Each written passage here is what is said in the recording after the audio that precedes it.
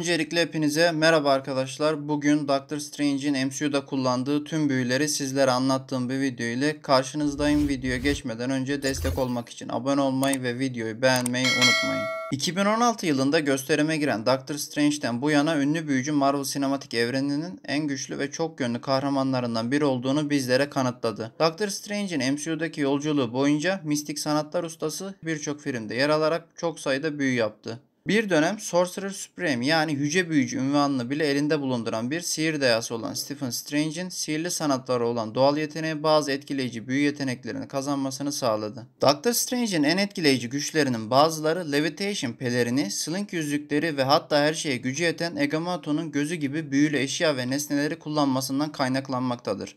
New York mabedi gibi büyülü mekanları bile kolaylıkla manipüle edebilmekte, mabet içindeki her şeyi düşünmek kadar kolay bir şekilde keyfine göre şekillendirerek Thor ve Örümcek Adam gibi ziyaretçilerin gözlerini kamaştırmaktadır. Yine de büyülü nesnelerin ve mekanların yardımı olmadan bile Doctor Strange çeşitli etkilere sahip güçlü büyüler yapma konusunda oldukça yeteneklidir. Gelin o zaman ilk büyümüzle başlayalım.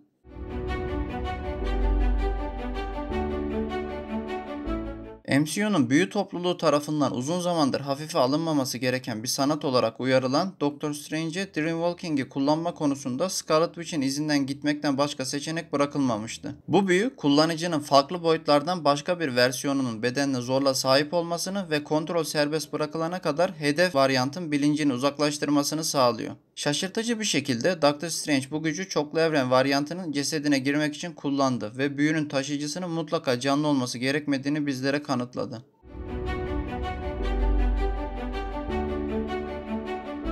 Doctor Strange hiç çaba sarf etmeden çeşitli telekinetik etkileri kolayca ortaya çıkarabilir. Bu güç gösterileri Spider-Man No Way Home filminde Ned Leeds'in elinden Sling yüzüğünü zorla alması gibi küçük çaplı olabileceği gibi Doctor Strange in the Multiverse of Madness filminde bir otobüsü tekrar birleştirmesi gibi inanılmaz derecede etkileyici de olabilir. Bazen bu telekinezin manipüle ettiği nesneleri Eldritch yapılarına benzer şekilde turuncu bir enerjiyle sarar. Ancak diğer zamanlarda çevresini görünmez bir güçle düşünmek kadar kolay bir şekilde manipüle edebilir.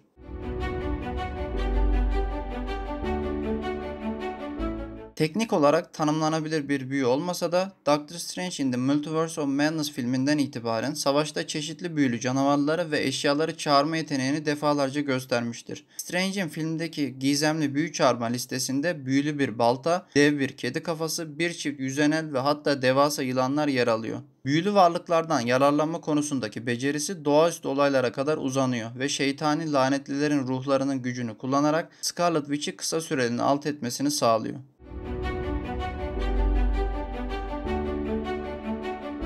Doctor Strange Multiverse of Madness filminde nihayet ekranda ilk kez pyrokinetik bir büyü kullandı. Korkunç büyülü yaratık Gargantos ile mücadelesinde Doctor Strange büyüyle yeşil bir alev çağırmayı başardı. Doctor Strange'in Gargantos'la mücadelesi çok kısa sürdü ve bu özel büyülü ateşli becerilerini daha fazla gösterme şansı bulamaması bizim için üzücü oldu.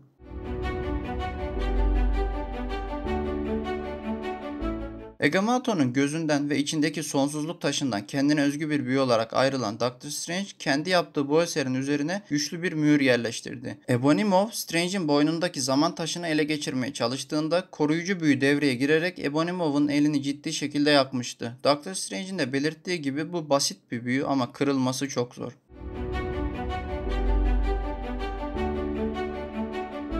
Ayna boyutunun gerçek olmayan geometrisi ilk Doctor Strange filminde büyük yankı uyandırmış ve Strange'in kendisi de MCU'nun en gizemli alemlerinden birinin gücünü kullanmayı öğrenmişti. Doctor Strange kendisini ve başkalarını ayna boyutunun alt üst edici dünyasına atabiliyor, düşmanlarının kafasını karıştırmak ve şaşırtmak için sarmal frektal ortamdan yararlanıyor. Bu boyutun kristal girişi Strange'in Thanos'un güç taşından gelen güçlü patlamalarından birini yansıtmak için kullandığı gibi yararlı bir silah olarak da kullanılabilir.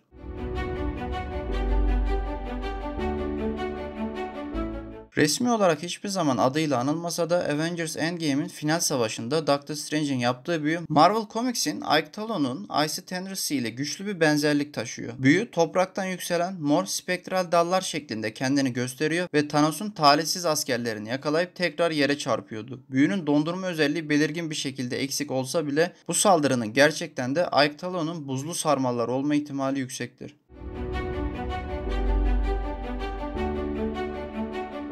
Doctor Strange'in Eldritch büyüsü en sıradan büyülerden biri olsa da yine de çeşitli durumlarda şaşırtıcı derecede etkili olduğunu görmüştük. Parlak turuncu Eldritch büyüsünü çeşitli şekillerde şekillendirebilen Doctor Strange bu büyüyü kırbaçlar, kılıçlar, testereler ve hem saldırıyı hem de savunma için yararlı olan ünlü Theo mandalalarını yaratmak için kullanmıştır. Diğer büyülerle birlikte çalışırken Doctor Strange bu enerjiyi kullanarak dünyayı sarsan en büyük saldırılara bile dayanabilen devasa bir güç alanı olan Seraphim'in kalkanına da dönüştürebilir.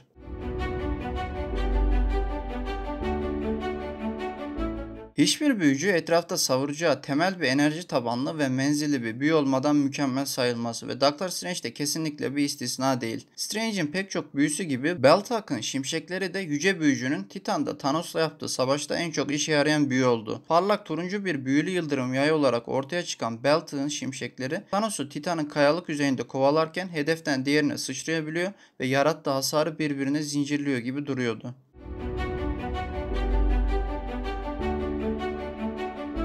İlk bakışta Sidrak'in kızıl kemerleri uzanıp tek bir hedefe vuran enerji kamçıları olarak Doctor Strange'in normal Eldritch kamçılarına güçlü bir benzerlik gösteriyor. Ancak Sidrak'in kızıl kemerleri göğüs göğüse çarpışmada Hulk'a karşı zahmetsizce zafer kazanan kudretli Thanos'u bile dizginleyecek kadar güçlü, hatırı sayılır bir büyüdür. İlginç bir şekilde büyünün adı X-Men çizgi romanlarında Juggernaut'ın kaskıyla ilişkilendirilen aynı tanrı olan Sidrak'i çağrıştırmaktadır.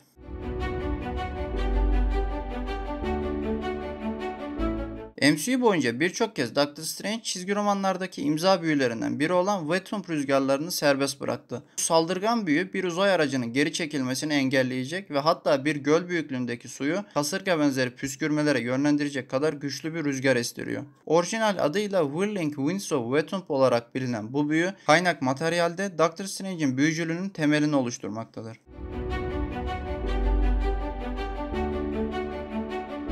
Doctor Strange'in Avengers Infinity War filmindeki en iyi anlarının çoğu büyücünün çılgın Titan'ı alt etmek için elindeki tüm büyüleri kullandığı ve Thanos'la Titan'da yaptığı savaştan geliyor.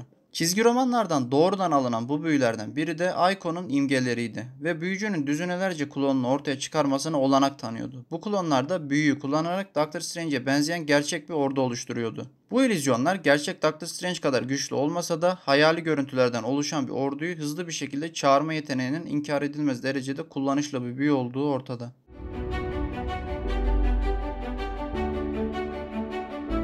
İsmen bir büyü olarak hiç bahsedilmese de Doctor Strange'in en çok kullandığı büyülü yeteneklerinden biri kendisini astral olarak dünyanın dört bir yanına yansıtabilme gücüdür. Doctor Strange ve Ancient One bu gizemli gücü farklı etkilerde kullanarak fiziksel bedenleri geride kalırken ruh formunda görünmez bir şekilde uzaklara seyahat etmelerini sağlar. Strange ayrıca Spider-Man No Way Home filminde Örümcek Adam'a yaptığı gibi farkında olmayan hedefleri kendi bedenlerinden zorla çıkararak bu büyüyü saldırgan bir şekilde kullanma becerisini de sergilemiştir.